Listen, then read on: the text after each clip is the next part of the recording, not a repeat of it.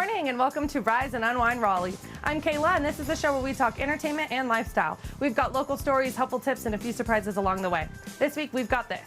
What this means is that the rest of the group has to repay the person who made the purchase, and that's where the avoidance economy comes in. There might be anxiety about the size of the transaction. They might not have clearly articulated what they could afford, and this often causes delayed repayment, anxiety, and in the worst case situations, a deterioration to a friendship. Healthcare costs are incredibly high, and healthcare and health insurance can be really confusing for people. So finding affordable, easy to understand coverage has become really a top priority for most Americans. You know, I think audiences still want to see these kinds of movies, you know, and I love the opportunity to do something different and outside of my comfort zone. And not necessarily outside of my comfort zone, but something different than I hadn't done before. And it was nice to not have to cut to the joke. All that and more right here on a show we like to call Rise and Unwind Raleigh. Some mysteries stay hidden for decades, and sometimes even longer. A new season of Expedition Unknown follows explorer Josh Gates as he travels the world chasing lost civilizations, legendary treasures, and some of history's biggest unanswered questions. One of this season's most remarkable discoveries involves a long-lost World War II shipwreck connected to more than 1,000 missing Allied prisoners of war. Josh Gates joins us now. Welcome to the show, Josh. How are you?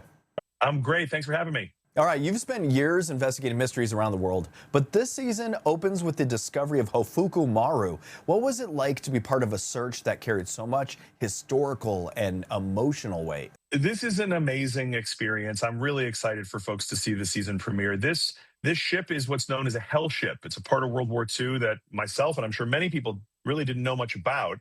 These were prison ships that were used by the Japanese to transport Allied POWs around the Pacific. And we work with this incredible organization. These guys you see there on the screen, they're part of a group called the Hell Ships Memorial Foundation. These guys have spent years digging through archives, looking for clues as to the location of this ship, the Hofuku Maru. And after 80 years of being lost, their research has led to it being found. So for us to be able to take our viewers there and get a firsthand look at a ship where 1,000 POWs went down is a really emotional thing and a really thrilling expedition that a lot of hard work went into for these guys. And so I'm thrilled to feature their hard work on the show. And that story of Japanese hell ships isn't really something many people learn about in school. What surprised you most as you dug into this chapter of World War II history? Well, the scale of it. I mean, there were about 135 of these hell ships that transported, you know, over 100,000 POWs during the war. And many of these ships were sadly bombed by U.S. forces. The Japanese disguised these ships within their military convoys, and so they became unintentional targets for the Allies, making this kind of a doubly tragic story. But the fact of the matter is there are thousands of these POWs still out there that have not been found. And so this is an opportunity to really fulfill that promise of no man left behind, right? And to go and search for them. They've been waiting all this time. So really shocking numbers of people that are still out there and that there are still big discoveries like this to be made from World War II. So really exciting stuff. And your team helped locate a wreck that had been lost for more than 80 years. Can you walk us through how modern technology and old archival research came together to make that discovery possible? Yeah, so the real crux of the discovery is the good old-fashioned sleuthing that was done by this researcher, John Dureski, who's part of the Memorial Hell Ships Foundation. This guy went digging not just in the American archives, but in the Japanese archives. And it was the Japanese archives that offered a clue as to where this ship sank. Many people thought that it sank about 30 miles away from where it was found. Using that research, sonar survey was done. A wreck was located on sonar. We then went out and dove down to really get eyes on this wreck and to begin photogrammetry, which is a photography scan of the wreck to really see it from all angles and to kind of bring it back to life in a way. So yes, it's this combination of good old-fashioned detective work and some high-tech tools. And this season also takes viewers from underwater wrecks to ancient civilizations, hidden tunnels, and lost treasures. Was there one adventure that pushed you furthest outside of your comfort zone? Oh, I mean, we go to Mexico in this season searching for the story behind one of Mexico's oldest civilizations, the Zoque. They went way out into the jungles in the Chiapas region of Mexico. This is a really wild part of the Mexican interior and huge caves, huge cliffs, So going underground in Chiapas into the world of the Zoque was hugely demanding, but also just about as exciting as you can imagine. Going out into these caves that nobody has explored to find artifacts that have been sitting down there, offerings that have been sitting in the dark for centuries. And after all these years of exploring the unknown, what keeps you chasing the next mystery, and what can viewers expect from this new season? I think it's the same thing that had me interested in this when I was watching The Goonies as a kid. These stories are just naturally incredibly engaging. What kid doesn't dream of finding pirate treasure, secret tunnels, lost civilizations? These stories just have such a natural hook, and they're real. This is real history. And so I think for me, I'm like a kid in a candy store out there. The opportunity to go and explore these stories is the thrill of a lifetime. And to share that with our viewers is really what it's all about. You're also going on a live tour from city to city across the country. What can we expect from your show? Yeah, so an evening of legends and mysteries and adventure. If you're a fan of the show, it's an opportunity to dig a little deeper, go behind the scenes. And if you're just finding the show, but you love adventure, and who doesn't, it's a chance to listen to some awesome myths and legends and stories. And so folks can get tickets to that at joshgates.com. It may not be listed yet. Those shows will be coming very soon onto the website there. But it will be an awesome evening of adventure for the whole family. So if you have kids that are into adventure, or if you grew up as a fan of Raiders and Goonies and all that stuff, it's going to be a super fun evening. Josh Gates, I want to thank you for joining me today. For more information on Expedition Unknown, episode schedules, and behind-the-scenes content, visit discovery.com. And for tickets to Josh Gates' live show, visit joshgates.com. Josh, I want to thank you for joining me today. Hey, thank you so much. Good to see you again. Fans of When Calls the Heart are finally getting the backstory, and it's a pretty big one. Hope Valley 1874 is now streaming, taking us to the very beginning of the town and the people who pretty much built it. We're joined by Bethany Joy Lenz and Jill Hennessy, who play two of the women at the center of it all. And it's great to have you two here. How are you? Hi, so great to be here. All right. Thank you for having us. No worries. I've heard a lot about this. A lot of my fans, or a lot of the people watching, are fans of the show. And for people that do already or are already fans of this world, what's different about seeing Hope Valley kind of at the way beginning? Oh man, I think it's going to be so incredible. I think for people to be able to see this town being built from the ground up. It's something. It's kind of like when you meet a new friend, or fall in love. The more that you find out about the person that you're in love with, you go to meet their family, you go and meet their siblings, you go sit there with their mom and go through the family photo book. Like, that's what we're giving you guys a chance to do as fans of When Calls the Heart. And we really hope to do it justice. And Bethany, your character, Rebecca, is coming into the frontier life from pretty much Chicago life. What kind of adjustment is she dealing with early on? Well, there are several adjustments. The first being that she's been recently widowed. So trying to figure out emotionally where to place her grief while also being in this sort of emergency situation of needing to get her daughter to a safe place. And we don't know exactly why yet. Well, we know, but you're going to find out. And she's got to get across the frontier and get her daughter into a safe place in Canada. So she doesn't have a lot of time for emotional processing. And that's kind of where Hattie Quinn comes in, Jill's character.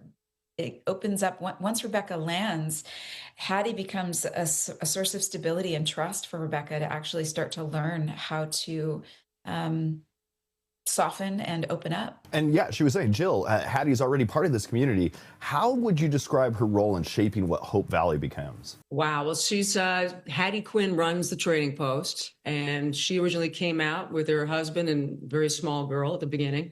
And now her daughter is around 20 years old, but she recently lost her husband. So now she's running this trading post by herself with her daughter. And she is sort of the glue that holds the community together. And I think she runs it with a great sense of humor and incredible, direct, no nonsense kind of spirit, and has great connections with the whole community. But then Rebecca starts walking into town with her daughter, riding in a covered wagon. And I think Hattie identifies a woman who's very courageous and intelligent and is kind of haunted by something, and Hattie's not sure what is haunting Rebecca, but I think she also identifies a kindred spirit that she might become friends with. And I think Rebecca sort of opens Hattie up to how lonely she really feels, and a lot of feelings she's been trying to suppress just so she can get through day to day, because that's what this whole show is about. It's just these characters trying to survive every single day. Hey, horses be walking, so it's not that big. You're not too far off. Exactly. All right, when people start watching now, what do you think is going to be like getting them hooked and keep them coming back each and every week? The characters. I mean, the setting is amazing, but it's also something that they've seen before, maybe not as broken down, but we are using the When Calls the Heart sets. There are a few locations that will be new for When Calls fans.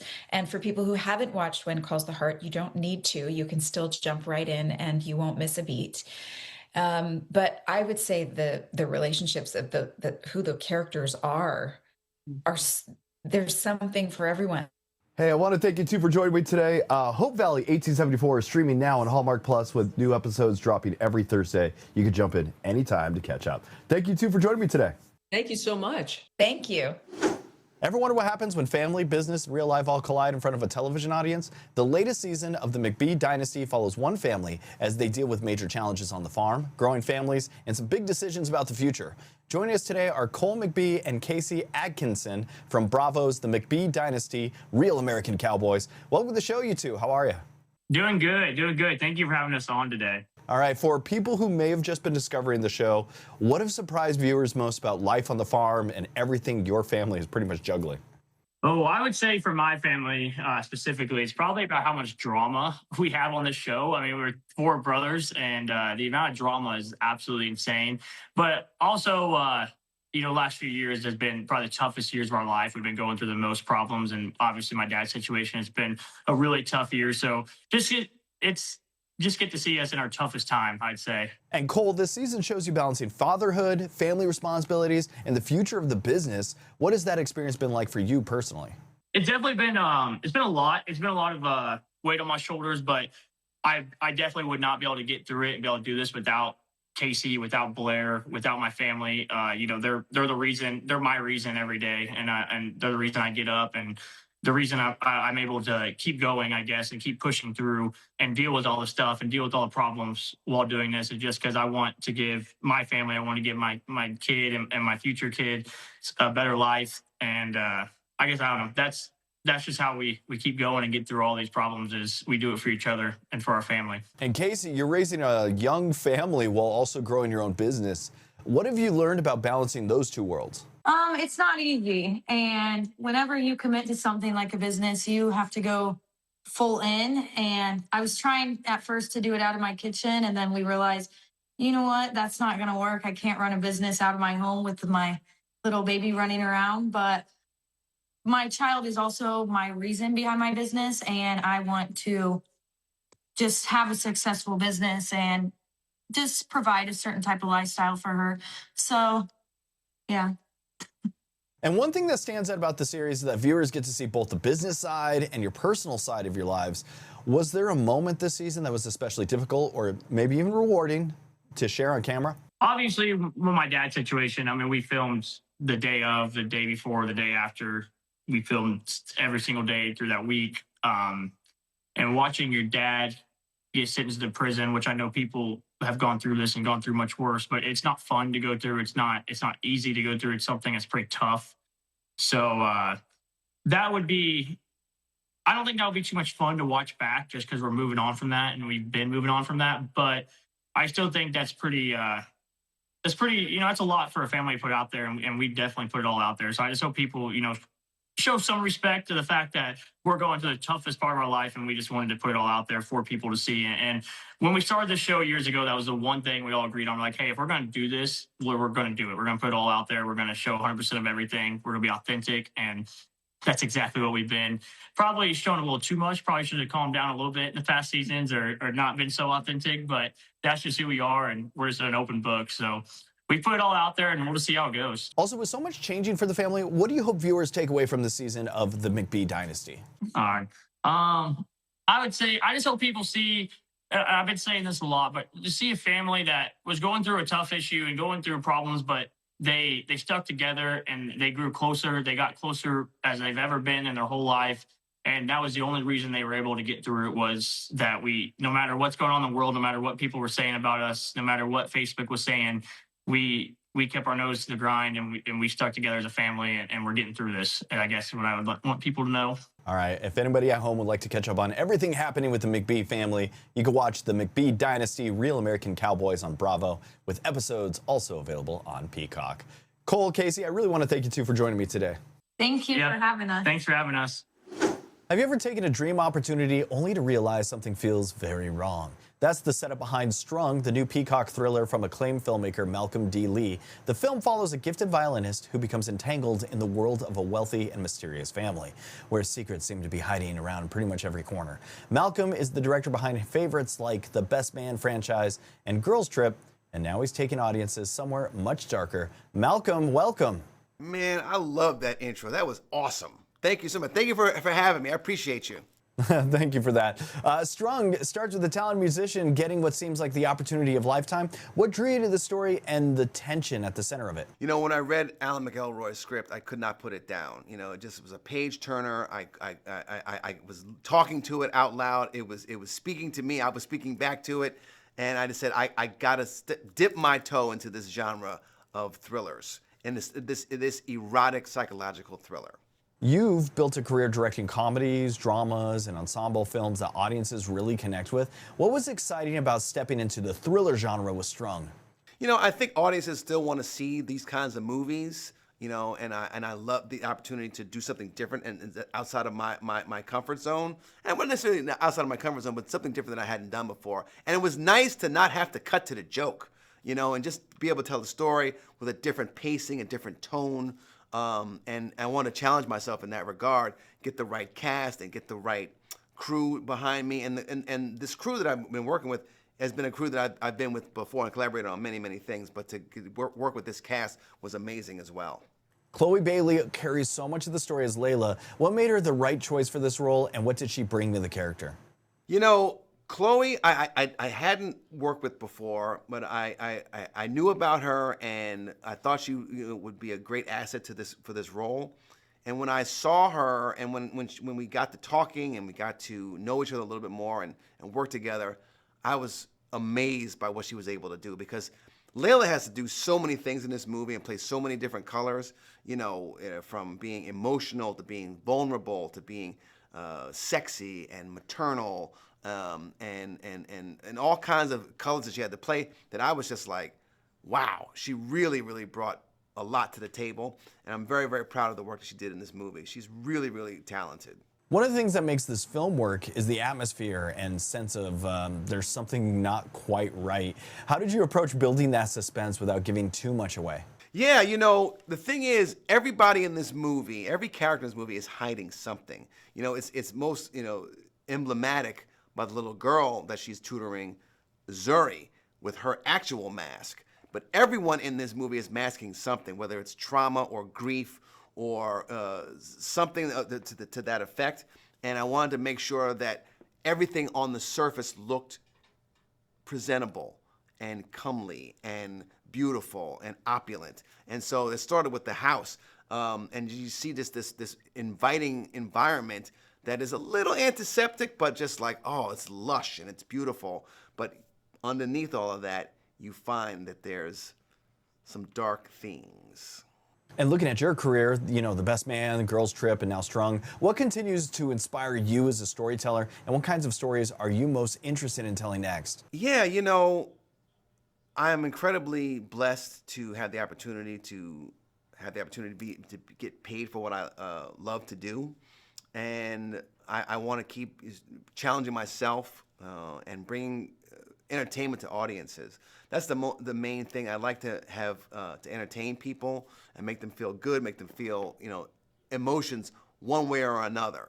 And in this case, we're taking them on a thrill ride. And in the future, I hope to do, you know, the same kinds of things, you know, whether it's with a thriller, whether it's a comedy or a musical or a drama. I love, you know, working with actors and bringing a vision to life for audiences to enjoy.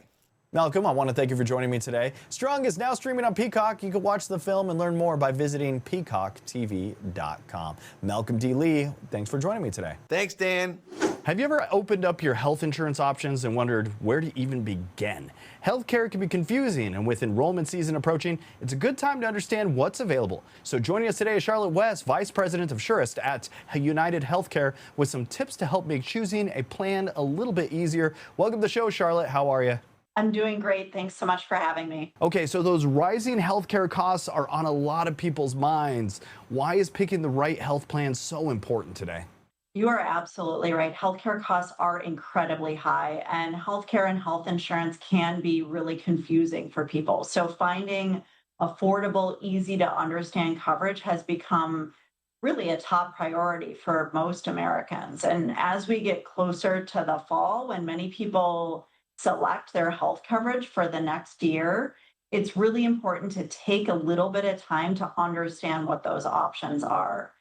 This is also important now because many employers are actually starting to offer multiple choices, and they're doing that because one size doesn't necessarily fit all. But it also means it's even more important to review those options ahead of time. That will help you choose the plan that best meets your specific needs and will also actually help you get the most out of the benefits that your employer offers to you. And what are some of the alternative coverage options that people may not know about? Yeah, there's now a range of new options available in the market, and these new plans aim to do a couple of important things. They're designed to have a really simple, easy to use member experience. They offer more transparency and cost, which is more important than ever. And many offer a broad choice of providers as well. The Surest plan from United Healthcare, for example, is a plan that has no deductible, no coinsurance. Instead, there are just copays. You can think about them as price tags that people can actually see in advance. And with Surest, these copays are actually lower for providers with track records of effective, cost-efficient care. So when enrollment time comes around, what should people compare before choosing a plan? There are a few important things to keep in mind. First of all, consider plans with a familiar digital experience. Many of us now expect speed, clarity, and choice across all aspects of our lives, and healthcare should really be no exception. The digital tools that many health plans offer now actually look and feel like booking a trip or shopping or banking online. So check those out. They can be really helpful. Second, look for plans that offer clear upfront prices and a simple benefit design. That simplicity allows you to better understand what's covered and see ahead of time what the care you might need is going to cost. And lastly, I would really encourage people to look closely at that provider network. So the doctors and hospitals that are going to be available through that plan. Make sure that the ones that are important to you are part of that network. So how are some of these newer health plans helping people better predict what they'll actually pay? These newer plans offer actual prices, not ranges and not estimates, but actual prices that people can see in advance of receiving care, just like we purchase anything else in our lives. That means there's no guesswork or complicated math to figure out, okay, what are my costs going to be?